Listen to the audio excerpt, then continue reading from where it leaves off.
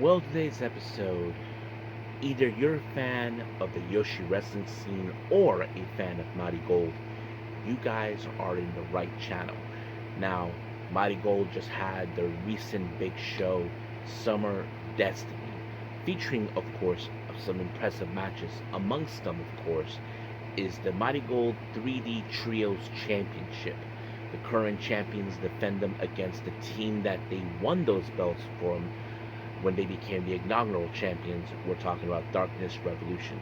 So the question does remain, will Darkness Revolution claim the belts they felt they rightfully owned, or will, of course, the current champions remain with them? Well, we'll just have to wait and see. We even have, of course, the Twin Star Championship, which is the tag teams. Twin Towers defend them against the rookies Shino and Yuka Yamazaki. So that's going to be very impressive. However, our semi-main event features, of course, a double comeback. Mayu Iwatani returns after injury, and so does her former protege and the current United National Champion Victoria Yuzuki, taking on, of course, Spark Rush, consistent of Marvelous's very own Takumi Iroha, and of course, the Sun Goddess Suri. So that's going to be a very interesting matchup. But the main event, of course, features the MARIGOLD World Championship.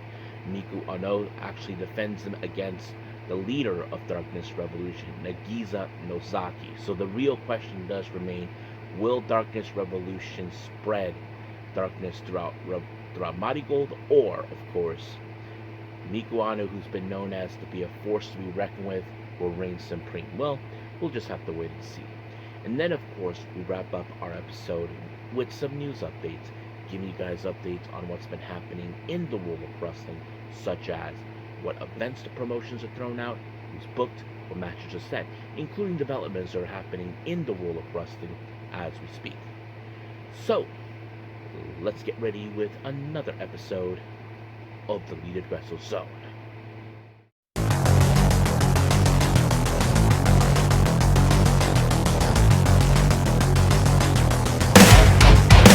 Are you ready?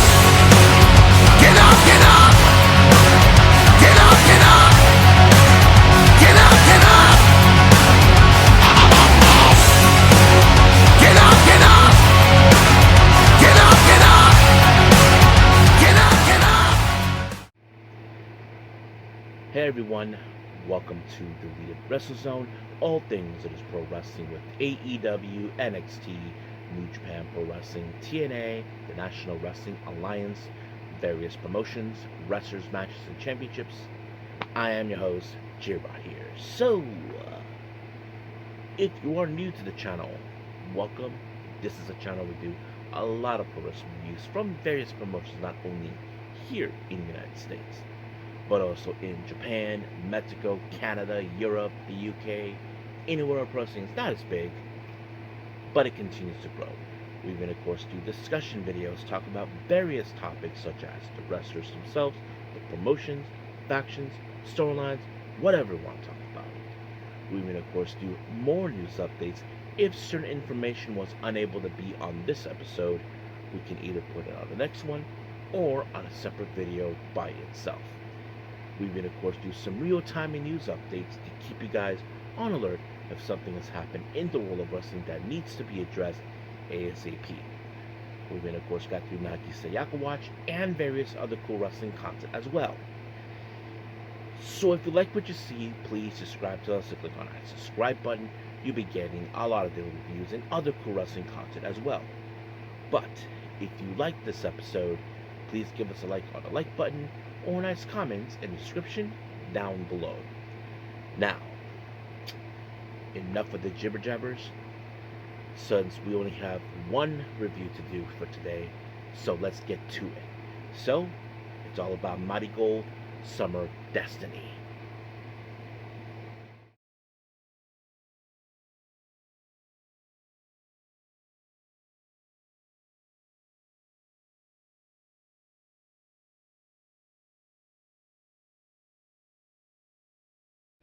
Okay, MARIGOLD Summer Destiny. This is their much recent show that just came out, of course, at the Ibara Wave Arena Ota, which is in Tokyo, in case of anybody asks.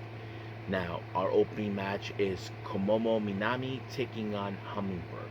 I have to say, this was one of the most impressive matches from Minami for a few reasons. Now, for those who don't know much about her, Komomo Minami, many of you who may or may not remember, she was part of the batch of wrestlers that's supposed to debut in Stardom alongside Aya Sakura and Honaka but Hanako. But many of you may wonder, why didn't she debut? Well, she was injured before that, and of course we haven't heard anything until she made the choice to move to Marigold. And she, of course, is currently was, but for a while she has learned a lot from both Victoria Yuzuki and Mayu Iwatani, and I thought it was a very impressive thing for her. But she's facing a wrestler who has a bit more experience than her.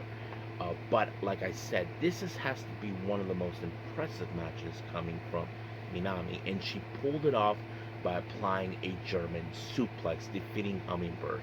I was so impressed by that, and just like that, one, two, three, boom, it was over. Our next match, we have tag team action. We have Aaliyah James teaming up with Shoko Koshino taking on Lady AI and now Ishikawa. Now I have heard of Aaliyah James. I'm not sure if she was part of any promotion in the independents here or in Europe. I'm not 100% sure. I can't remember.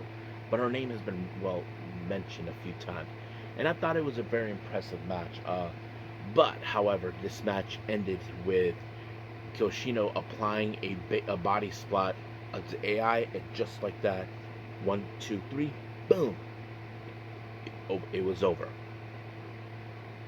Next match, Megaton. Well, she had a very mysterious opponent, X. No one knew who it was until the music started. Well, it turns out is the eel herself, Unagi Sayaka. Yes, I was so could not believe that. Now, I want to explain some things to you. She was never despite her being a freelancer, for those who do follow the Unagi Sayaka watch knows it. She did ask if she would like that she would like to come to Marigold, but of course Rossi told her come to a show and watch.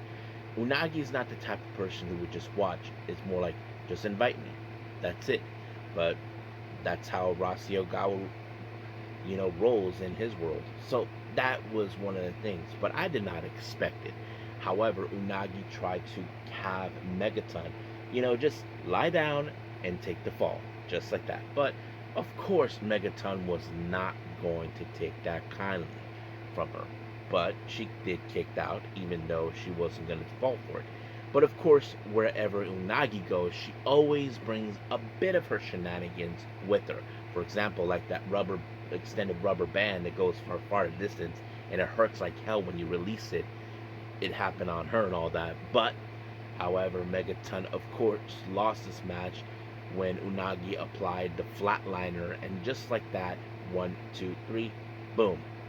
So it was very impressive, but I'm not sure if we will ever see her again.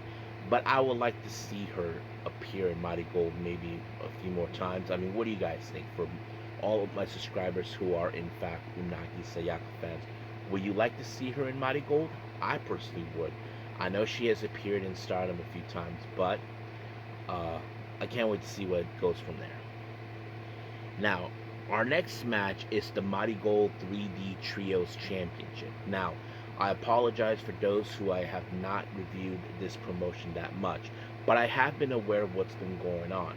Now, for those who don't know, the current champions, La Vie and Rose, consisting of Arina Yamanaka, Natsumi Shozuki, and Mai Sakurai, are the inaugural champions, and they won these belts. But the opponents that lost these belts were none other than Darkness Revolution. So you can tell that this is one of those matches where Darkness Revolution are trying to right the wrong that should not have happened to begin with. However, a while back, what's her name, Arina Yamanaka was pulled out because she injured her eye. However, it wasn't that severe, but the only thing she needed to do is to correct it. She did have surgery. Luckily, she did that. But however, while she was out, the members of Darkness Revolution decided to steal the championships until they get what they want, which is a shot of the titles. Now, when Arina Yamanaka not too long, now about a while ago, did return, well, they regained their championships back, but they still demanded a shot of those belts, and that's what we let. Now, not to compare them to Hate, of course, but they do have that kind of tactics where they use dirty tricks, and that's always been who they were from the very beginning when they started this group. But however, there's been a lot of resentment between both Yamanaka and Rhea Seto because it was Rhea Seto who lost the first time, and that was because of Arina Yamanaka. Now, Rhea Seto always believed that she's been overshadowed, overlooked by people who tried to take her spot. Like she claimed that with Victoria Yuzuki, and now Arina Yamanaka was amongst those. So that kind of puts her like, bitch, I'm gonna make you pay for what you did. You try to steal my spotlight. So that's always been that. And I have to say, Rhea Seto did try to prove her point exactly why she felt, I'm tired of being overlooked. I'm tired of people overshadowing me. I'm going to take back what is rightfully mine. And that's exactly what she did. Now, watching this, I felt like it would have been a sweeter justice for her if she would have defeated, of course, Arina Yamanaka in a way of sensing justice. But no, she put a submission onto Mai Sakurai, and just like that, it was over. So it was just like that, brand new champions. So this is, of course, Rhea Seto's first title holding, and this is not the first time because her tag partners, Mitsa Matsui and Chiaki, of course, many of you may or may not remember, they were the former Twin Star Tag Champions. So they know what's that like. So, and of course, Rhea Seto saying that she was happy in the post match. Not to mention, it was her 3rd-year anniversary show. Basically, her rookie status should be coming into an end for her once you reach your 3rd year, of course, have a 3-year experience, and that's exactly what happened. So that's what the whole point was. So just like that, Darkness Revolution are the new 3D Trios champions. But the real question I think we all need to ask, who will be next? Well, I don't know. Darkness Revolution are currently the only faction in Marigold, and I'm sure sooner or later there'll be some new faction. I'm not sure if the former champions are one, but we'll see. Now, our next match, we have the Marigold Twin Star Championship, which is the tag team belts. The current champions, Twin Towers, consisting of Chika Goto and Kyoki Amori. Now, for those who may not know, these two were the fan favorites to win, but they never won these belts. The first team that actually did was Mai Sakurai and Mirai, who they were the inaugural champions, but they never got the opportunity. And then, of course, Kyoki Amori was, in fact, won the GHC championship, but Chika Goto often felt left behind. I mean, she has aimed for titles, but failed miserably until she finally won these belts with Kyoki Amori. And I think they might have defeated the champions at the time, which is Darkness Revolution, Mitsa Matsui and Chiaki. And now they're defending against a rookie team who have been showing their worth ever since, and that is Yuka Yamazaki and Shino. Now, Shino, of course, she's very impressive, not to mention a second generation wrestler. So that sets it up right there. And I thought it was very impressive. I mean, the rookies really put up the hell of a fight, and they really had their game face ready. But however, when it comes to, of course, Chika Goto and Kyokimori, who have experience as a cohesion team, that's always been a deciding factor. But it was Chika Goto that won the match when she pinned Shino, and just like that, 1, 2, 3, boom, it was over, and Twin Towers retained the belts. And then we did see a post-match promo. Now, I don't know what she said to them, but I'm sure it was something memorable. So we'll see what happens. No challengers, as you know, came out to stake their claim to be the next challenger. So we'll see what happens and down the road. Now, our next match is our main event, our semi-main event. We have Spark Rush consisting of Takumi Iroha and Suri taking on Victoria Yuzuki and of course the icon herself, Mayu Iwatani. Now, of course, it's no secret for those who follow that Mayu Iwatani has a very interesting relationship between both Iroha and Suri. For those who don't know, um, Mayu Iwatani knows Takumi Iroha, and they're both, of course, were aces in their respective promotions. Mayu back then was with Stardom before she left, and Takumi Iroha is the ace of Marigold. So that kind of plays out too in some factors. But when it comes to Suri, Suri has often felt like she is a much better wrestler than Mayu Iwatani. I mean, we know that Mayu lost to her when she was the IWGP Women's Champion, and that tells it all right there for all of us. But I'm sure Suri, of course, would like to prove her point. But when it comes to Victoria Yuzuki, she wasn't going to let outsiders trying to ruin the parade to, how do I say, judge Marigold, and that's always been the case. And it was a very impressive. Now, Victoria Yuzuki and Mayu, of course, Mayu is the senpai to Victoria Yuzuki. Yuzuki actually knew Mayu back in Stardom, but I thought it was a very impressive match, very high intensity, very brutal. I mean, Suri is trying to prove her point. She even took the fight outside the ring, tossing Mayu through the chairs to prove her dominance. But unfortunately, Victoria Yuzuki ended up on the wrong side of the Uranagi by Suri. And just like that, 1, 2, 3, boom, it was over. So, Spark Rush picked up the win. Now, I don't know if this thing between Mayu Iwatani and Suri is over. But if it's not, then we'll see them again at some point. I don't know exactly what Victoria Yuzuki would think. I'm sure she would like to have another crack at both of them, either in tags or individually. So we'll see what happens there. Now, our main event is the Marigold World Championship. Miku Anu defends it against Nagisa Nozaki, the leader of Darkness Revolution. Now, of course, people would think, okay, Darkness Revolution obtained the Trios champions, so that makes them the dominant faction within Marigold, which is similar to what we see with the Artist Championships in Stardom. But the real question is, can they prove their dominance if they obtain the Marigold World Championship, or as we call it, the Crimson Championship? That is a very good question, but obviously we do know, as like I said, Darkness Revolution played dirty tricks, soften the wrestlers outside, try to distract referees, or try to get them to take the fall by getting kicked or knocked out in order to obtain. That's always been one of the things about them. They've always tried to find ways to cheat their way through to obtain what rightfully belongs to them. But Miku Ano has always proven that she's been a force to be reckoned with from day one. Many people often said she was going to be champion, but don't forget, she was the first inaugural champion as a United National champion. And that's always been the case right there. And now she has this belt where she is proving her exact dominance. But the real question is, can she survive? I mean, recently there have been cases before this match that she lost to Nagisa Nozaki, trying to show that Nozaki is the dominant force.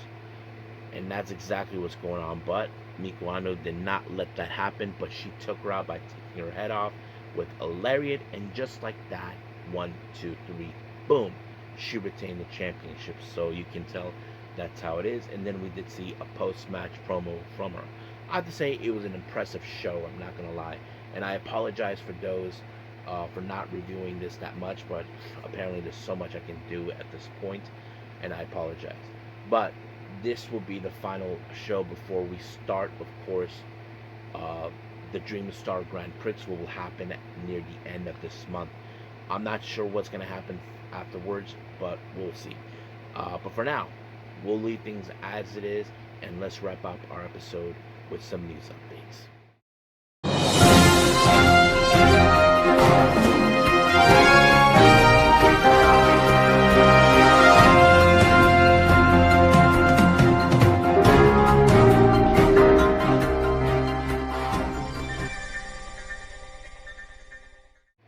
Okay, so welcome to our news update. Now, this is going to be a bit of a shorter one. We do have an update for upcoming events, and it's only one, but with two things that have been announced. As you know, we will have by the end of the month the latest Kitsune Women's Wrestling of course, in LA, called Kamiyu Goes Hollywood. Two matches have been announced. There's a championship match called the North American Championship, Sochi Fatel versus Karma. So that's one right there. And the other is Becca versus Ali Couch. So that's the only upcoming match. Now, as you probably know right about now, well, right after the G1 Climax is over, Pro Wrestling Noah's their round robin tournament will be starting very soon, and they have already announced the participant, and they already have, of course, have two blocks, the A and B block, be announced. However, many of you may remember Dante Chen, who was part of NXT Level Up and Evolve and recently was released. Well, he was announced that he will be participating in the N1 Victory, which is Noah's round robin tournament, and that will happen very soon. This is what I do know. The whole thing will begin later on at the end, near the end of this month, I believe. Here, who's going to be involved for this year's? Starting with the A block, we have Kaito Kiyomiya, Yoshiki Inamari, Shane Hayes, Yuki Ino, Kazuyuki Fujita, Chen, or formerly known as Dante Chen, Takashi Sugiura, and Alpha Wolf. Now, for the B block, we have Kenta, Keno, Koliga, Manabu Soya, Tetsuya Endo, Ozawa, Masa Kitamiya, and Titus Alexander. So these guys will be participants for this year's N1 Victory. Probably might do the special episode on this one too, because I'm trying to catch up with the G1. So there's that. Now, finally, there's been regarding about AJ Styles' son Avery. Of course, there's been recently talk about his GCW match, from my understanding. Um, basically, this is what's going on. This guy named Eric Cannon had a problem with, with, of course, Avery Styles not helping out setting up the chairs and that sort of thing. But of course, he didn't do that. Now, GCW made a statement regarding that. He says this: regarding AJ and Avery Styles' comments, GCW has contacted us, which is, of course, saying while they respect Eric Cannon, he does not speak for GCW, he speaks for himself. So basically, Eric Cannon is not someone who works with GCW, but they actually have worked together in certain aspects. And he feels that Avery could have just done his dues. But of course, he said this about what's going on. A 20-year plus vet and promoter, I asked him to help with the chairs twice. Instead of helping, he hid in the locker room until everyone was done. My 2 cents isn't going to affect his future, but with all due respect, you are stating he does not need help. Is our only this service. So basically, he's saying he has to do it because that's how it is. But yes, but Natalia said this about this as a someone who watched the kids skirt away from helping with single thing is a very show. I just like to say, I don't know, but yes. So that's the whole thing. So basically, he could have just saying, look, he should understand. Avery was not there on behalf of GCW. He was just brought in as a talent, and that's pretty much it. Because here's the thing: the venue is where, of course, Eric Cannon works at as a promoter. If they're in your venue, it's your show. Avery's not part of that. The promotion is called First Wrestling, from my understanding. But yes, but I don't know what's his name, AJ Styles has anything to say. But if there is, I'll find it sooner or later. So that's pretty much it right now for everything. So let's call it a day. Well, hope you guys enjoyed this episode. Coming up, Just like this particular episode, I might do a one review only, and that would be NXT. The reason is this is because of my regular day job, so that kind of I don't want to strain on myself, stressing out with, let's say I'm going to try to do three reviews, but I decided not to push it, so I'm just going to stick with one. I am going to try to keep up with on a special episode with both Stardom's 5-star Grand Prix and New Japan's the G1. So stand by for that. They will be released on separate occasions on that. But as for the finals on both, that's going to be separate on some occasions. So we'll see. But for now, we'll leave things as it is, and that's the plan. The next episode is NXT on its own. So, I will say this, that I will see you guys in the next DWZ time. Same DWZ channel. I must bid all of you adieu. So, goodbye, and have a nice day.